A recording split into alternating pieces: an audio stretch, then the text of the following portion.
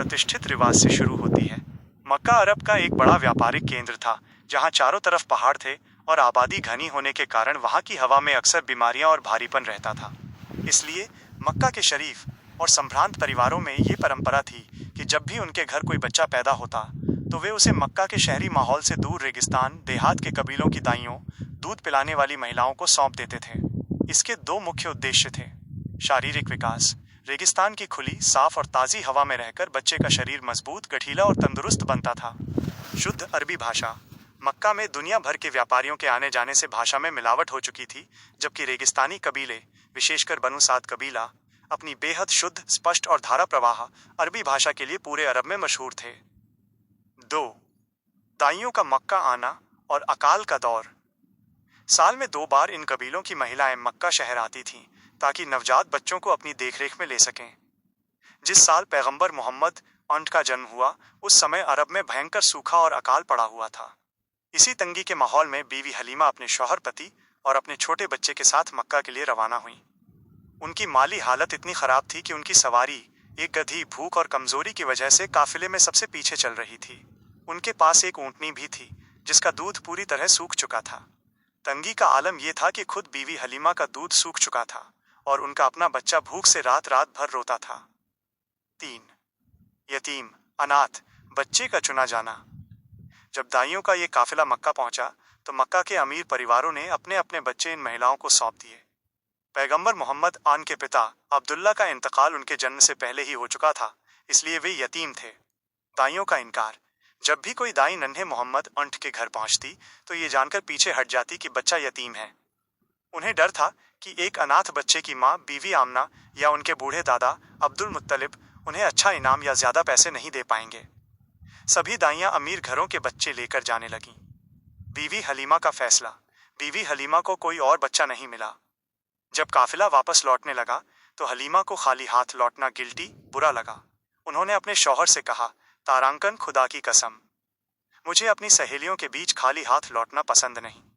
मैं इसी यतीम बच्चे को ले लेती हूँ। उनके शौहर ने कहा, ले लो, क्या पता अल्लाह इसी के सदके हमारे दिन बदल दे। तय दस्तूर के मुताबिक माँ बीवी आमना ने रोते हुए अपने कलेजे के टुकड़े को दाई हलीमा की गोद में सौंप दिया। 4. सफर के चमत्कार और बरकत, खुशहाली। जैसे ही बीवी हलीमा ने नन्हे मोहम्मद इंठो को अपनी छाती से लगाया, उसी पल से चमत्कार शुरू हो गए। दूध की प्रचुरता। बीवी हलीमा के स्तनों में अचानक इतना दूध उतर आया कि नन्हे मोहम्मद और उनके सगे बेटे दोनों ने पेट भरकर दूध पिया और चैन से सो गए।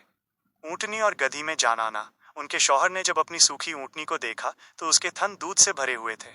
वहीं वापसी के सफर में उनकी वो कमजोर गधी इतनी तेज दौड़ने लगी कि काफिले की सबसे आगे चलने वाली सवारियां भी पीछे छूट गईं। काफिले की औरतें हैरान होकर पूछने लगीं, तारांकन हलीमा, क्या ये वही कमजोर गधी है? 5. कबीले बनु साद में परवरिश। उम्र 0 से 2 वर्ष। जब वे अपने गांव पहुंचे तो वहां भी बरकत का दौर शुरू हो गया। जहां पूरे कबीले के जानवर भूखे लौटते थे, वहीं हलीमा की बकरियां हरी भरी घास चरकर आतीं और उनके थन दूध से भरे होते थे। नन्हे मोहम्मद एंड कबीले के दूसरे बच्चों की तुलना में बहुत तेजी से बड़े हो रहे थे। वे 2 साल की उम्र में ही काफी समझदार और तंदुरुस्त दिखने लगे। दस्तूर के मुताबिक जब दूध छुड़ाने की उम्र 2 वर्ष पूरी हो गई तो बीवी हलीमा उन्हें वापस उनकी माँ बीवी आमना के पास मक्का लेकर आईं। 6. मक्का में दोबारा रुकने की गुजारिश। बीवी हलीमा नन्हे मोहम्मद अंठा से इस कदर मोहब्बत करने लगी थीं और उनके आने से घर में जो खुशहाली आई थी उसे वे खोना नहीं चाहती थीं। इत्तेफाक से उस समय मक्का में एक महामारी, वबा, फैली हुई थी। बीवी हलीमा ने माँ आमिना से गुजारिश की, मक्का की आब हवा अभी बच्चे के लिए ठीक नहीं है, आप इन्हें कुछ समय के लिए और मेरे पास रेगिस्तान भेज दें।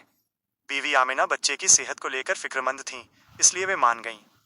नन्हे मोहम्मद एनफर्ट्स दोबारा बीवी हलीमा के घर लौट आए। 7. दस्तूर का अंतः शके सदर और अंतिम विदाई। उम्र 4-5 वर्ष। जब नबी करीम एरीस करीब 4 या 5 साल के थे तब वे अपने दूध भाइयों के साथ कबीले के पास बकरियां चरा रहे थे।